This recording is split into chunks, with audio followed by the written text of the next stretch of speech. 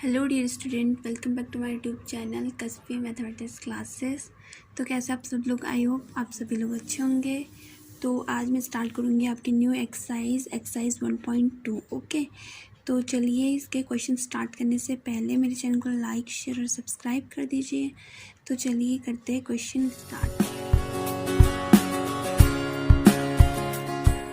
जो हमारे पास question number 1 है, तो इसके जो ये फोर्थ पार्ट दिए हुए हैं, तो इनमें हमें पूछा हुआ है कि इन चारों में से कौन सा एक एम्प्टी सेट का एग्जांपल है। ओके, एम्प्टी सेट वो सेट होता है जिसमें एक भी एलिमेंट नहीं होता है, जिसे हिंदी में बोलते हैं रिक्त समुच्चय। ओके, तो सबसे पहले पहला वाला देख लेते हैं। तो पहला वाला हमारे पास 2 से भाज्य विषम प्राकृतिक संख्याओं का समुच्चय। इट मीन्स वेयर 2 से डिवाइड भी होनी चाहिए एंड वो विषम संख्या भी होनी चाहिए, विषम प्राकृतिक संख्या। तो 2 से तो जो भी डिवाइड होगा या फिर मल्टीप्लाई होगा वो भी एक सम संख्या ही आएगा, न कि विषम संख्या। तो यहाँ पे ये क्या हो गया, एक एम्प्टी सेट का एग्जांपल हो गया है। तो इसको लिख देंगे हम एम्प्टी सेट। ओके, क्योंकि 2 से सिर्फ सम संख्या ही भाज्य होगी, ओके, न कि विषम संख्या। अब जो ये सेकंड है, तो ये है सम अभाज्य संख्याओं का समुच्चय। तो सम अभाज्य संख्या, सबसे छोटी सम अभाज्य संख्या कौन सी होती है? 2 होती है। तो इसलिए यहाँ पे एम्प्टी सेट तो नहीं है, ये है यहाँ पे सिंगल सेट। सिंगल सेट वो सेट होता है जिसमें केवल एक ही एलिमेंट होता है, क्योंकि सबसे छोटी जो अभाज्य संख्या होती है, सम अभाज्य संख्या 2। तो 2 एक ऐसी संख्या है जो सम भी होती है और अभाज्य संख्या भी होती है। ओके, तो ये तो हो गया सिंगल सेट का एग्जांपल, इसलिए ये एम्प्टी सेट का एग्जांपल नहीं है। एंड थर्ड है हमारे पास कि x और x डिफाइन है एक प्राकृतिक संख्या, और जो x की वैल्यू लेस देन 5 है और साथ ही साथ x ग्रेटर देन 7 है। तो क्या ऐसी कोई भी संख्या हो सकती है जो लेस देन 5 भी हो, इट मीन्स 5 से छोटी हो और 7 से बड़ी हो? तो ऐसी कोई भी संख्या नहीं हो सकती है जो 5 से छोटी हो और 7 से बड़ी हो। तो इसलिए ये भी हो गया एम्प्टी सेट, क्योंकि इसमें एक भी एलिमेंट नहीं आएगा। एंड अब जो ये फोर्थ पार्ट है, तो ये इसमें क्या है, y और y डिफाइन है किन्हीं भी 2 समांतर रेखाओं का उभयनिष्ठ बिंदु है y। तो अब देखिए 2 समांतर रेखा अगर हम यहाँ पे लें, जैसे a b c और d, a b और c d क्या है, दोनों समांतर रेखा है। तो क्या इन दोनों का कोई एक उभयनिष्ठ बिंदु हो सकता है? उभयनिष्ठ का मतलब हो गया यहाँ पे कॉमन पॉइंट, कि जो इस रेखा पर भी स्थित हो और इस रेखा पर भी। तो ऐसे यहाँ पे कोई भी पॉइंट नहीं हो सकता है, क्योंकि ये दोनों रेखाएं कैसी है, समांतर है, ये कभी भी एक दूसरे को नहीं काट सकती हैं। तो ये इसलिए ये भी हो गया एक एम्प्टी सेट का एग्जाम्पल। ओके, तो ये हो गया आपका क्वेश्चन नंबर 1। अब देखिए जो क्वेश्चन नंबर 2 है, तो क्वेश्चन नंबर 2 क्या है, हमको इन पांचों में से पता करना है कि कौन सा इनमें से परिमित है और कौन सा अपरिमित। ओके, तो परिमित तो हो गया फाइनाइट सेट होता है, जिसमें अवयवी की संख्या क्या होती है, निश्चित होती है।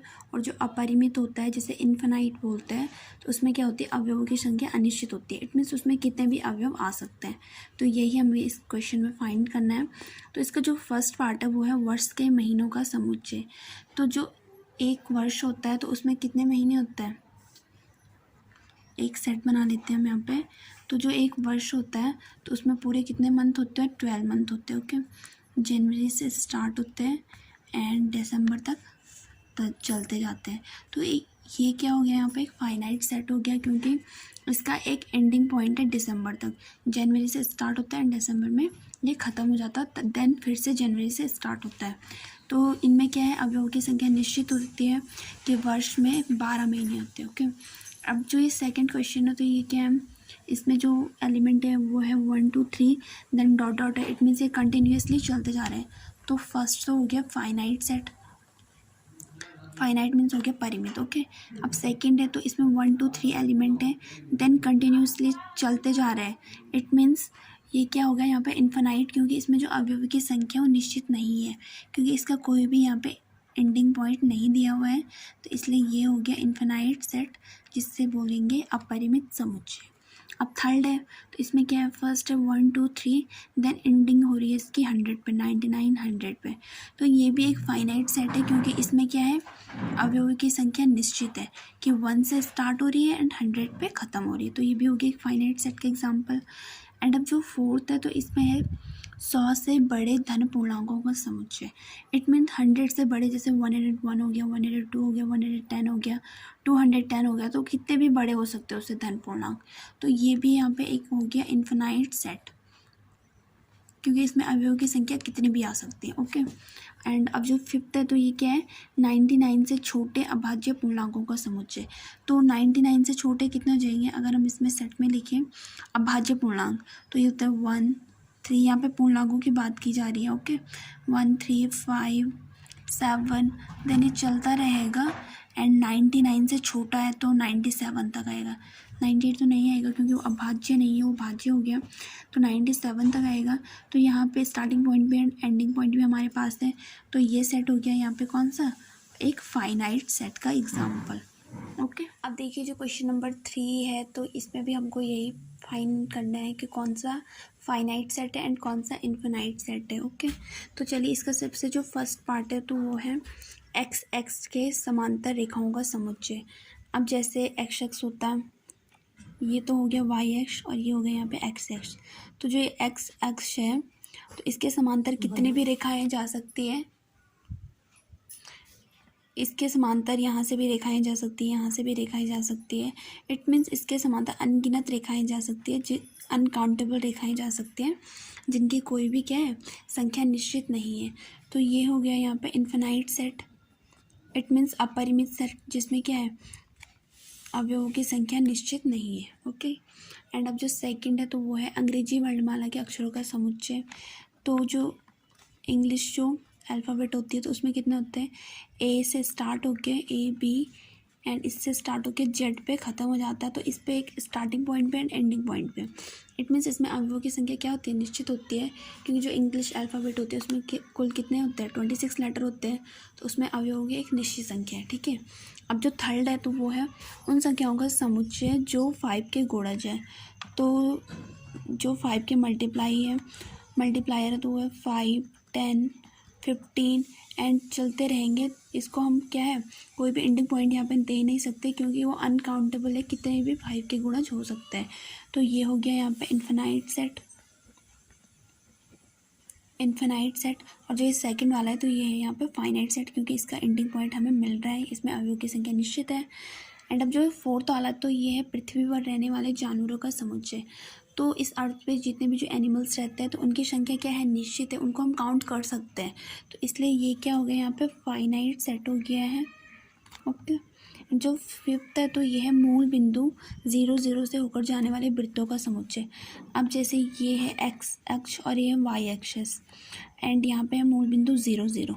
तो जो मूल बिंदु है इससे कितने भी वृत्त खींचे जा सकते हैं, कितने भी सर्कल खींचे जा सकते हैं, इनकी संख्या क्या हो सकती है अनकाउंटेबल हो सकती है। तो इसलिए ये यहाँ पे है इन्फिनाइट सेट। ओके क्योंकि इसमें अवयवों की संख्या अनिश्चित है, कितने भी इसमें हम सर्कल इसमें ड्रॉ कर सकते हो। अब देखिए जो क्वेश्चन नंबर 4 है तो इसमें हमको बताना है कि ये दोनों इक्वल सेट है या नहीं है। तो इक्वल सेट कौन सा सेट होता है जिसमें जो अवयव होते हैं वो क्या होता है समान होते हैं।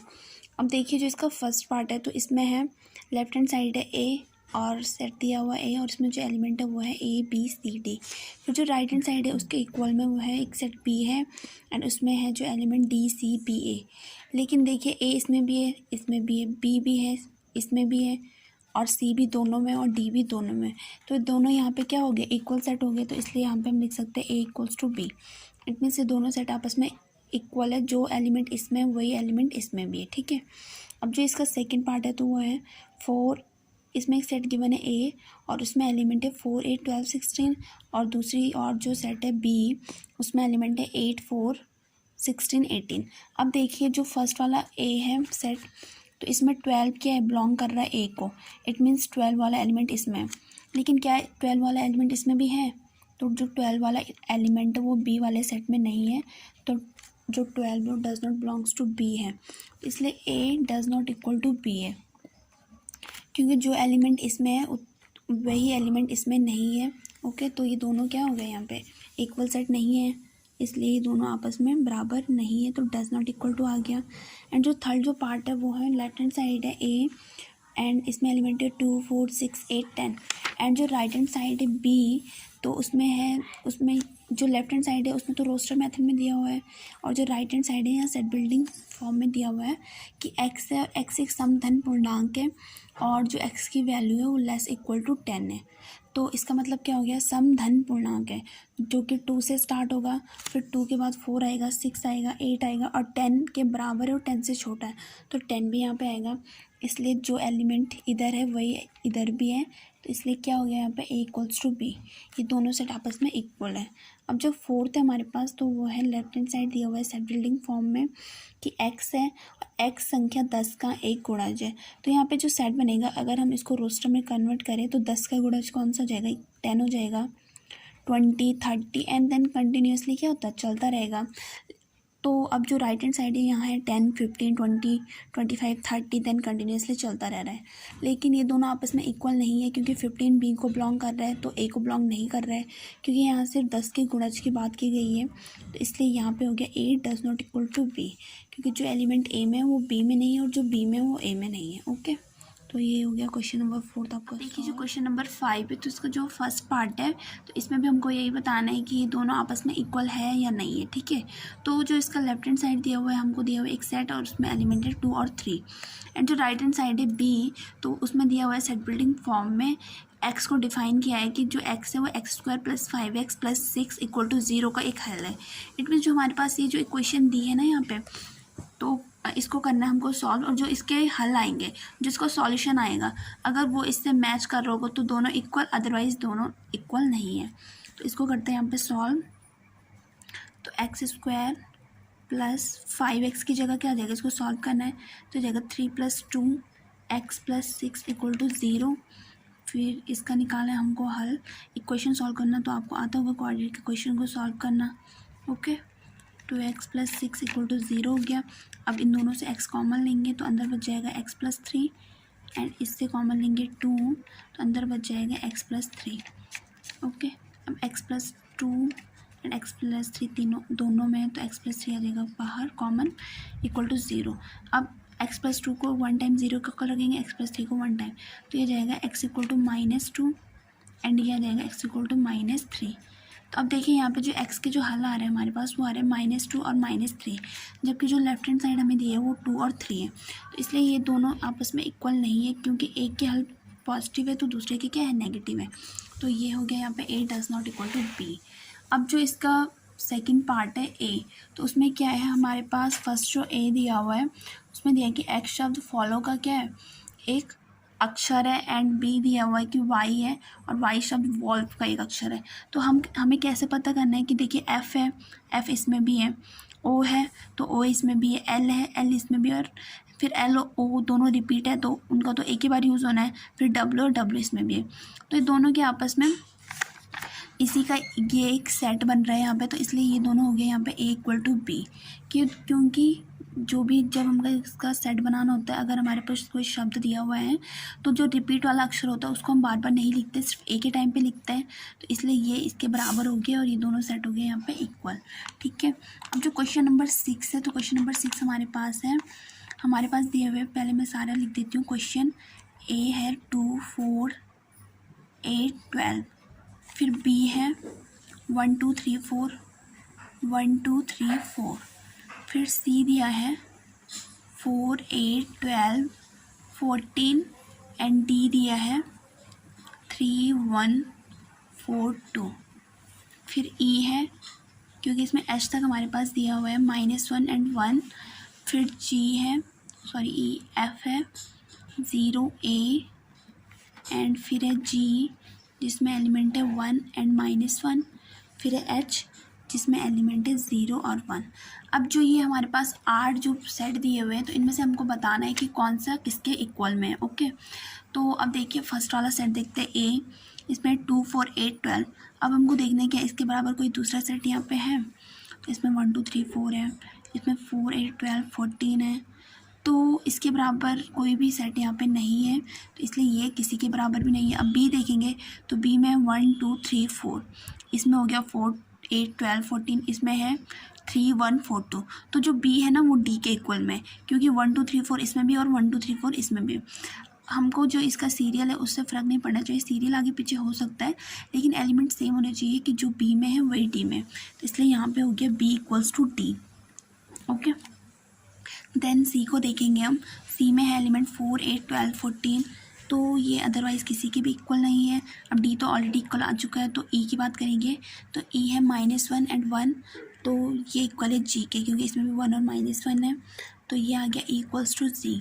अब बचे हमारे पास एफ और एच, तो एफ में है 0A और एच में है 0 1, तो ये भी आपस में इक्वल नहीं है। तो इन जो 8 के 8 सेट दिए हुए इनमें से 2 ही सेट आपस में इक्वल है, 4 set it means b d के इक्वल है, ई जी के इक्वल। तो यहाँ पे भी ये आपकी जो एक्सरसाइज है 1.2 ये कंप्लीट होती है। ओके, आई होप आपको ये क्वेश्चन अच्छे से समझ में आए होंगे। अगर आपको कहीं भी डाउट होता है तो आप मुझे कमेंट बॉक्स में कमेंट कर सकते हैं। ओके, एंड प्लीज़ स्टूडेंट मेरे चैनल को सब्सक्राइब कीजिए एंड प्लीज़ सपोर्ट कीजिए। Okay, thank you so much.